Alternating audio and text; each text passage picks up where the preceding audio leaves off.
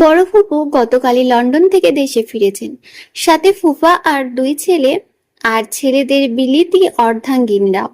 ভাবি দুজন এসেছে, খুব মানিয়ে নিয়েছে আমাদের সঙ্গে। আমাদের বাড়ি এত এত মানুষ, তাদের বিন্দু মাত্র অস্বস্তির কারণ হতে পারেনি। যদিও রুবেল ভাইয়ের বউটা প্রথমে একটু চুপচাপই ছিল, মেয়েটা একটু ভীতু ধরনের। আজকে সে আবার সবকিছুতে বেশ কৌতূহল দেখাচ্ছে। বেশিরভাগ সময় তারা আমার ঘরেই থাকছে।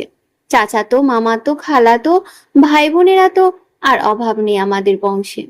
বিদেশি ভাবিরা এদের সঙ্গে খুব উপভোগ করছে। তার সাথে এটা সেটা জিজ্ঞেস করে আমার মাথাটাও খাচ্ছে সমান তালে। আজ আমাদের বাড়ির মহিলাদের মেহেন্দি উৎসব। ঠিক উৎসব না, এরা একসাথে জড়ো হয়ে ব্যাপারটাকে উৎসবের পর্যায়ে নিয়ে গেছে। ভাবিরাও যোগ দিয়েছে তাদের সাথে। গাছের ওই পাতা মেহেন্দি হাতে লাগানোর শখ থেকে আয়োজন করে সকালে ছাদে বসে আম্মুরা। পুরুষ সমাজ আবার এদের মতো শখ সাকলির মধ্যে নেই। তাদের কাজের ব্যস্ততা কি আর শেষ আছে? ঘরে আপাতত একাই আছি। আশপাশ থেকে কিছুটা ভিড় কমতেই স্বস্তির শ্বাস ছেড়ে একটা বই নিয়ে বসলাম। বিভূতিভূষণের আরণ্যক আমার অসংখ্যবার পড়া হয়েছে। কিছু কিছু বই থাকে না, যেগুলো সহস্রবার পড়ে ফেলার সত্ত্বেও সেগুলোর প্রতি একটুও নির্মোহতা কাজ করে না। এটা এমনই একটা বই। তার উপর জন্মসূত্রে আমার বেড়ে ওঠা বর্তমান সবই চট্টগ্রামের সবুজ অঙ্গ বন্দরবনে। প্রাকৃতির প্রতি ফ্যাসিনেশন তো প্রাকৃতিক ভাবেই। পড়ার মাঝে বেঘাত ঘটাতে মিলি থেকে উড়ে এসে ধপাস করে পাশে বসে পড়ল। এই আপু, হিমু ভাইরা আম পাড়ছে গাছ থেকে। পাশের বাসায় ওই মডার্ন আন্টিটাও এসেছে, চুটিয়ে ভরতে হবে। হিমু ভাই বলেছে, ভরটা যদি তুই বানিয়ে দিস তাহলে রাতে আমাদেরকে লেকের দিকে ঘুরতে নিয়ে যাবে। চল না আপু, বিরক্তি নিয়ে বলা। মিলি, সর সামনে থেকে, ভালো লাগছে না এসব। লাগবে কি করে, তোর মন তো এলিয়েনের মন আপা। গোমরা মুখ করে ঘরে না বসে থেকে চল তো। তোকে দেখে মনে হচ্ছে বিয়েটা আসলে তোর না, সকলের গণবিবাহ। আমি এখনো চুপ। হিমুবাইকে কথা দিয়ে এসেছি, তোকে ঘর থেকে বের করেই ছাড়বো। সোনা বোন আমার, আয় না। আমি হতাশ ভঙ্গিতে ওর দিকে চেয়ে দীর্ঘশ্বাস ফেললাম। দুলাভাই নামক ওই হিসেব বণিকেশ ছাড়া হিমু ভাইকে মিলির শুরু থেকেই খুব পছন্দ। মিলির সবচেয়ে প্রিয় ভাইদের একমাত্র ভাই হচ্ছে হিমু ভাই। এই লোকের কাঁধে মিলির শৈশব কেটেছে। ছেলেবেলায় হিমু ভাই যতবার ঢাকা থেকে চট্টগ্রামে এসে আবার ঢাকায় ফেরার জন্য পথ ধরেন, মিলি কেঁদে কেটে পুরো বাড়ি মাথায় তুলে ফেলত। টানা 7-8 দিন তার কান্নাকাটি অব্যাহত থাকতো। মিলি বড় হলো, তবে হিমু ভাই তার সেই প্রিয় লিস্ট থেকে যেন কখনোই বাদ পড়ল না। সময়ের পালা বদলে তার সেই পেয়ারের ভাইয়ের সাথে নিজের বোনের 4 হাত এক হলো দিন কয়েক আগে। এর হেতু ধরে সেই বিয়েতে সবচাইতে বেশি খুশি যদি কেউ হয়ে থাকে, সেটাও হলো আমার ছোট বোন মিলি। মিলির আবদার টাবদার ধার না ধরে ওকে দুটো ধমক দিয়ে চোখের সামনে থেকে সরিয়ে বারান্দায় বসে আবারও ডুব দিলাম বইয়ের পাতায়। বাড়ির পেছন দিক থেকে হইচই শোনা যাচ্ছে। বিচ্ছুগুলো পেছনের দিকে বাগানে হামলা করেছে হয়তো। আমাদের সব আত্মীয় স্বজনরা আগে বাড়িতে আসতো বৈশাখ জ্যৈষ্ঠের দিকে। বিশাল প্রাচীর ঘেরা এই বাড়ির সারি সারি গাছের আম এই সময়ে ভরা যৌবন উন্মুক্ত হয়। কাঁচা আমের মাতাল করা খুশবু ছাড়ায় দূর দূরান্ত পর্যন্ত। এই যে এখনো সেই ঘ্রাণে কেমন উতাল পাতাল করে হৃদয়। আমি যে সব সময় এমন বেরসিক ছিলাম তাও না, খুব চঞ্চল ছিলাম ছোটবেলায়। সেই চঞ্চলতার পালাবদল ঘটলো কৈশোরে এসে। উড়ন্ত বয়সে হওয়ায় আমার জীবন রং ছড়ানো বদলে হুট করে যেন কেড়ে নিল আমার ডানা ঝাপটানো মন। সেই থেকে হইচইয়ের বদলে আমার নীরবতা পছন্দ, একঘেয়ে পছন্দ। তবে এই পরিবারের সেসব নীরবতা স্থায়িত্ব থাকলে তো। পেছনের বাগানের আমগুলো ছোট ছোট। হিমু ভাইরা তাই এবার সামনের দিকে দল বেঁধে ঝুঁকলেন। আমাদের জাতিগোষ্ঠীর ছেলেরা আবার মেয়েদের চেয়ে বেশি টক ফক ধরনের পোয়াতি ফলগুলো খায়। এক সময় বসায় সখানে কাঁচা তেঁতুল সবার করে ফেলার মতো নিকৃষ্ট রুচি বিধাতা এদের জিভে ঢেলে দিয়েছে। তুলন ভাই পেছনের গাছ থেকে কয়েকটা আম মেরে দিয়েছিলেন।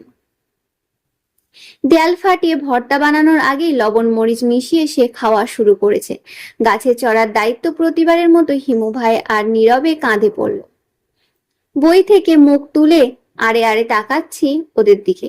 চিৎকার চেঁচামেচিতে মাথা ধরে যাওয়ার জোগাড়। আম গাছে বড় ওই ডালটা আমার বারান্দায় এসে ভিড়েছে। হিমু ভাই এই ডালের গোড়ায় দাঁড়িয়ে আছেন। তার বলিষ্ঠ হাতের ধাক্কায় ডালটা একটু সরাতেই চোখাচোখি হলো আমাদের। আমি যততত্র চোখ নামিয়ে নিলাম। হিমু ঠোঁট টিপে হাসলেন। হাতে থাকা ছোট্ট একটা আম আমার মাথার টিলে মেরে বললেন, এই যে আইনস্টাইন বেগম, রোবটের মতো ঘরে বসে বসে সারাদিন এত কি পড়ছেন বলুন তো? আপনাকে না বের হওয়ার আদেশ দিয়েছি, ময় মুরব্বীদের কথা মান্য করা শেখেন নেই। আমি জবাব না দিয়ে পুনরায় বইয়ের পাতায় মন দিলাম। গাছে উঠে কাজ হিমু ভাইয়ের দ্বারা হচ্ছে না। আমার ধারণা উনি ডালে বসে বসে শুরু থেকে আমাকেই দেখছেন। নিচে আম যা ফেলার নীরবই ফেলছে। হিমু ভাইয়ের দায় সারা পণ্যায় এক পর্যায়ে ত্যাগ হয়ে উঠল সকলে। রাতু ভাই তেতে উঠে বলেন, তুই কি গাছের গীত গাওয়ার জন্য উঠেছিস? হে হারামজাদা, হাতের কাছে এত আম আর তুই চূড়ায় বসে ধ্যান মারাচ্ছিস?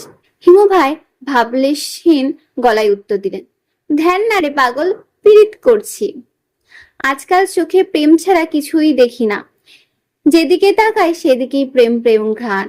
প্রেমের হাওয়া কি যে ফুরফুরে দিন কাটাচ্ছি বলে বোঝানো সম্ভব না। নীরব বিরক্ত হয়ে বলল, তোমার প্রেম সকা শেষ হলে আমগুলো কেচে নাও, এত উপর থেকে নিচে ফেললে ভেঙে যাবে। হিমু ভাই আমগুলো হাতে নিয়ে নিচে ফেরার বদলে আমায় উদ্দেশ্য করে চেঁচিয়ে শুধালেন, জয়ী, কোনটা খাবি রে? তোকে আগে না দিয়ে তোদের গাছে আম খেলে তো আবার 14 পুরুষ তুলে বদদোয়া দিবি। তুলান ভাই নিচ থেকে জবাব দিলেন, জয়িতা এমনিতেও বাদ, দিলে তোকে সবচেয়ে ছোট আমটাই দেওয়া হবে। নতুন বউ বলে কোনো ডিসকাউন্ট নেই। আমরা কষ্ট করে ভর্তা করব আর ও দৌড়ে দৌড়ে ভাগ বসাবে, তা হবে না, তা হবেই না।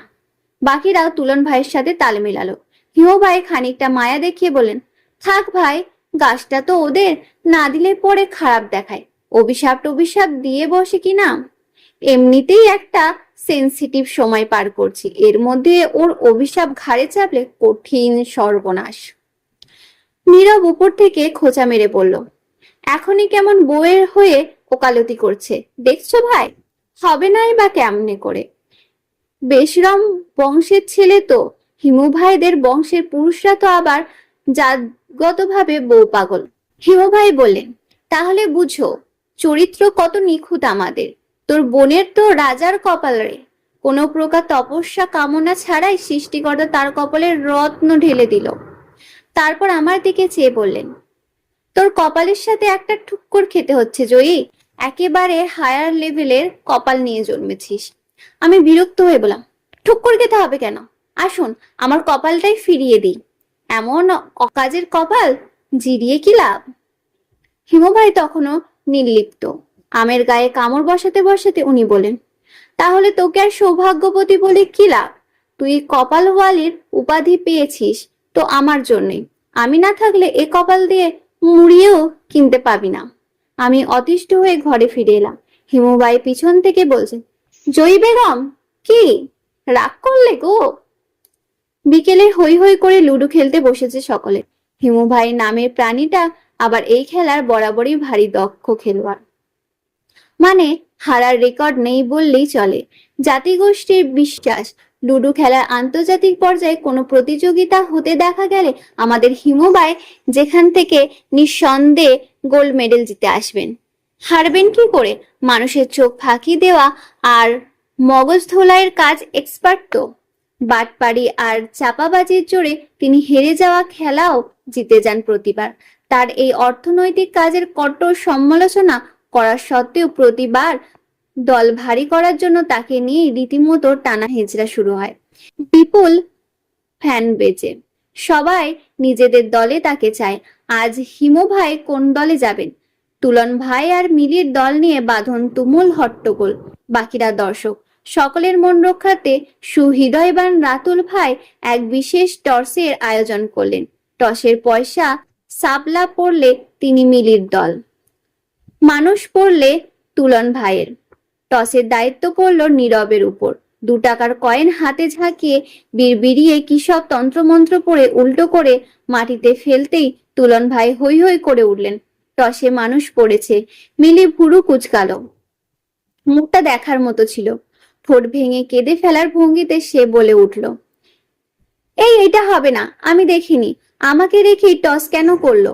আমি তো ভাই বাইরের তাল গাছের দিকে তাকিয়েছিলাম। তোমরা চিটিং করছো, আমি শিওর। আবার ফেলো নীরব ভাই, আবার ফেলো। তুলন ভাই জোরসে একটা চাটি মারে ওর মাথায়। তাল গাছে কি তোর নগর বসে আছে? ওখানে তাকিয়ে দেখো কি। দিব ধরে এক আচার। বাটপারি করার আর জায়গা পাস না। মিলি জিতিয়া মিনি জিতার জন্য তর্ক অব্যাহত রাখলো। তুলন ভাইয়ের কথা কাটাকাটি এক পর্যায়ে সত্যি সত্যি মেয়েদের মতো ঝগড়া শুরু করলেন তার চেয়ে অর্ধেক বয়সী মিলির সঙ্গে। রেফারি নীরব সমঝোতার খাতিরে আবার টস করলো। এবার জিতলো মিলি। আহারে তুলন ভাই বেচারার মুখটা একেবারে ফাটা বেলুনের মতো চুপসে গেল। উনি তীব্র ক্ষোভে দেখিয়ে গুষ্টি সমেত লুডুর কার্ড উল্টে ফেলে দিয়ে তীব্র মেজাজ দেখিয়ে বলেন, খেলবই না। এই মিলির বাচ্চাটা সব সময় এমন করে। ও রগে রগে বাটপারি। তোর দাঁত পড়ে যাবে। কপালে টাকলা জামায় জুটবে দেখিস। অঙ্কে তুই আজীবন ফেল মেরে যাবি। তুলন ভাইয়ের অভিশাপের ধরন শুনে মুরব্বীরা হু হু করে হেসে ফেলল। হিমু ভাই আরাম করে গিটার নিয়ে বসলেন। এবার ঝগড়ার আরেকটু সুর মিলিয়ে তিনি ভারী নাটকীয় সঙ্গে গেয়ে উঠলেন, বিধি তুমি বলে দাও আমি কার, একটু হিমু দুটি দলের দাবিদার। ওনার গানের ধরনে আকস্মাত হেসে ফেললাম এক কোণে বসে থাকা আমি। হিমু ভাই আর চোখে তাকালেন আমার দিকে। তার তীক্ষ্ণ ছটফটে চোখ দুটো কুঁচকে রইল বেশ কিছুক্ষণ। আমি হাসি থামিয়ে উঠে দাঁড়াতেই উনি আমার হাত টেনে ধরলেন। আমি বিরক্তি নিয়ে তাকালাম তার দিকে। হিমু ভাই সেসব তোয়াক্কা না করে ওনার আঁচলে নিজের কপালের ঘাম মুছতে মুছতে বলেন, কি সব সস্তার ওড়না পরিস রে, কেমন খচখচ করে। আমি অতিষ্ঠ ভঙ্গির ওড়না ছাড়ানোর চেষ্টা করতেই টিকতে পারলাম না তার শক্তির কাছে। খুব গরম পড়েছে বুঝলি, হাত পাখাটা এনে একটু বাতাস কর তো জয়ী। আমি চোখ বড় বড় করে তাকালাম তার দিকে। আমি বাতাস করব তো নয়তো কে? 250 কিলোমিটার পাড়ি দিয়ে নিজের দেহটাকে ঢাকা থেকে রীতিমতো টেনে হিঁচড়ে এখানে এনে তোর নামে সই সিগনেচার সম্পর্ক করেছি কি এমনি? বাকিরা মিটমিটি হাসলো। নীরব বলল, একটু বাতাস করে দিলে কি হয় রে? স্বামীর সেবা করা প্রতিটা স্ত্রীর নৈতিক দায়িত্ব। আমি মেয়ে হলে তো হিমু ভাইয়ের জন্য জান দিয়ে দিতাম, আর তুই সামান্য বাতাস করতে না কুচু করছিস। আমি আগুন চোখে চাইলাম ওর দিকে। তো দিয়ে দে জান, করে ফেলে বিয়ে। এমনিতেই তো সারাটা জীবন বইয়ের মতো চিপকে থাকিস তার সাথে, তাহলে আর বইয়ের দায়িত্ব পালনের সমস্যা কোথায়? তুলন ভাই চোখ ঘুরিয়ে ঘুরিয়ে বলেন, হিংসে হিংসে। কেমন পোড়া পোড়া গন্ধ পাচ্ছি রে, কিছু কি পুড়ছে আশেপাশে? রাতুর ভাই একই নাটকীয়তার উত্তর করলেন, আলবাত পুড়ছে। সকলে একই সঙ্গে বলে উঠলেন, কি? রাতুল ভাই ঢং করে বুকে হাত দিয়ে বলেন, আমাদের মাননীয়া জয়িতা খাতুনের উত্তপ্ত হৃদয়। মেজাজটা খারাপ হয় না বলুন? এরা যে দল বেঁধে আমার পেছনে লেগেছে তা বুঝতে বাকি নেই। কিছুক্ষণ কটমট করে চেয়ে থেকে আমি বিরক্তি নিয়ে ওখান থেকে সরে এলাম। সামনে মিলি পড়ল। কোথা থেকে দাঁত কেলাতে কেলাতে সিঁড়ি বেয়ে নিচে নামছিল মেয়েটা। ব্যাস, ঝাল মিটাবার জন্য পেয়ে গেলাম একটাকে। মিলি হাসি খুশি মুখ করে আমার সামনে এসে দাঁড়াতেই আকস্মাত ঠাস করে ওর গালে মেরে বসলাম এক চড়। মিলি ভাবলার মতো গালে হাত দিয়ে চেয়ে আছে। সকালে হতভম্ব হয়ে গেল। আমি আর এক মুহূর্ত দাঁড়ালাম না এদের কাছে। পেছন থেকে হিমু ভাইয়ের মিলিকে বলা সন্তানা বাণীগুলো ঝাপসা শোনা যাচ্ছে। কাঁদিস না মিলি, পেতনিটার বিয়ে তো তোর ভাইয়ের সাথেই হচ্ছে। তুই কোনো চিন্তাই করিস না বোন আমার, তোর হয়ে এর শোধ আমি তুলবই। এক চরের বদলে ওকে যদি 200টা চর না মেরেছি তো আমিও তোর দুলা ভাই না, থুকু তোর ভাই না। মগরিবের পর পর আমরা সবাই লেক দেখতে বের হলাম। প্রায় 5-6টা সিএনজিতে রীতিমতো গাদাগাদি করে বসেছি সকলে। শেষের সিএনজিতে আমি মিলি, তুলন ভাই, রাতুল ভাই আর হিমু ভাই বসেছি। সামনে 2 সিটে তুলন ভাই আর রাতুল ভাই, পেছনে আমি, মিলি আর হিমু ভাই। পাহাড়ি আঁকাবাঁকা রাস্তায় আর গহীন জঙ্গল পাড়ি দিয়ে প্রায় 1 ঘন্টা পরে আমরা পৌঁছালাম বন্দারবনের স্বল্প পরিচিতি লেক প্রান্তির লেকে। রাত হওয়াতে যদিও খুব বেশি সময় সেখানে কাটাতে পারলাম না। বাপচাঁদের রোশানলে পড়ে লেক দেখার মিনিট খানেক পরে আবারও রওনা হতে হলো। ফেরার পথে শুরু হলো তুমুল ঝড় বৃষ্টি। মিলি সিএনজি সাইডে বসায়, ও প্রায় ভিজে যাচ্ছে, আমি মাঝখানে, তারপর হিমু ভাই। মেয়েটা বৃষ্টি থেকে বাঁচতে চেপে বসতে বসতে আমাকে পারলে হিমু ভাইয়ের কোলে চড়িয়ে দেয়। ওর চাপাচাপিতে অতিষ্ঠ হয়ে ধমকে উঠলাম এক পর্যায়ে। কি সমস্যা রে তোর? এমন কেন করছিস? স্থির হয়ে বসতে পারিস না? মিলি অসহায় মুখ করে চাইলো। কি করব, ভিজে যাচ্ছি তো আপু। দীর্ঘ শ্বাস ফেলে চোখ মুখ খিচে বসে রইলাম। এ পর্যায়ে আমার মাথা হিমু ভাইয়ের কাঁধের সাথে না চাইতেও ঘেঁষে লেগে আছে। অশান্ত হিমু ভাই কোনো প্রকার শব্দ করলেন না। আমি তার দিকে তাকাতেই দেখতে পেলাম হিমু ভাই চোখ বুজে আপন মনে কি যেন বিড়বিড় করছে। কখনো কখনো আবার অধৈর্য ভঙ্গিতে গাল ফুলিয়ে শ্বাস ছাড়ছেন কোনো কোনো। চোখাচোখি হতেই ভাঙা রাস্তায় আকস্মাৎ ব্রেক কষলে ড্রাইভার আমি ছিটকে ওনার বুকের কাছে পড়ে রইলাম।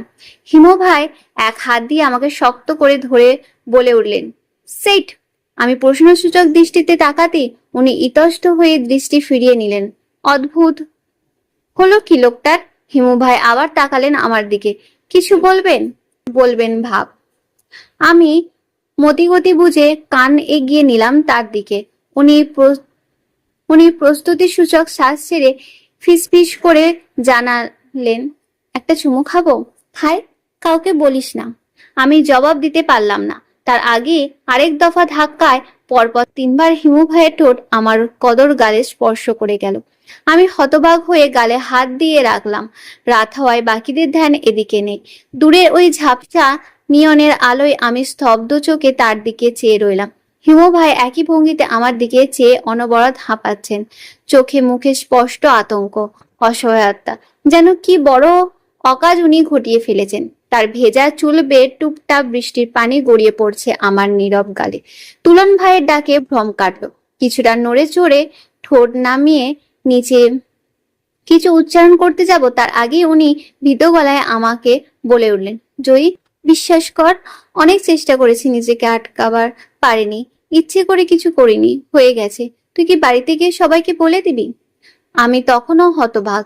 বেশ কিছুক্ষণ চুপ থেকে বহু কষ্টে নিজের হাসি চেপে রেখে তার চেয়েও ধীর গলায় জবাব দিলাম, বলে দিব, সব বলে দিব। আমি আপনি কত বড় লম্পট, বাড়ির সবাইকে জানা দরকার। উনি অসহায় মুখ করে চাইলেন, সত্যি বলে দিবি? আমি হাসি লুকিয়ে মেকি কঠিন মুখ করে বললাম, কে যেন সকালে নিজের চরিত্র নিয়ে খুব বড়াই করছিল, রত্ন খনি থেকে কে, কি নাম তার, কার যেন আবার রাজার কপাল তাকে পেলে। এই হচ্ছে তাহার সুচরিত্রের নমুনা। হিমুবাইয়ের চেহারা তখনও অনুশোচনা। আমি রসিয়ে রসিয়ে বললাম, আহারে জয়ী, কি দুর্ভাগা কপাল তোর, শেষমেশ কিনা একটা চরিত্রহীন পুরুষ জুটলো তোর নসিবে। ছ্যা ছ্যা। এরই মধ্যে বাড়ির সামনে এসে পড়েছি। সিএনজি থেকে নেমে আমরা সবাই ফুরফুরে মনে গেটের ভেতর ঢুকলেও হিমু ভাই আতঙ্ক নিয়ে ওখানে দাঁড়িয়ে রইলেন। ঘরে ঢুকে জানালে দিয়ে চুপি চুপি পর্যবেক্ষণ করলাম তাকে। রাস্তায় অস্থির চিত্তে পায়চারি করছেন মহাশয়। আমি গগন কাঁপিয়ে হাসতে লাগলাম তার দশা দেখে। মিলি অদ্ভুত চোখে চেয়ে আছে আমার দিকে। হিমু ভাই টিকতে না পেরে কিছুক্ষণ পর মেসেজ পাঠালেন ফোনে, মুখ বন্ধ রাখলে তোকে 200 টাকা ঘুষ দিব। এবারের মতো মান সম্মান বাঁচা জয়ী। নিতু আপু জানতে পারলে নির্ঘাত আমাকে জেলে দিবে। গল্পটি ভালো লাগলে লাইক করবেন এবং পরবর্তী পার্ট অবশ্যই সাবস্ক্রাইব করে রাখবেন।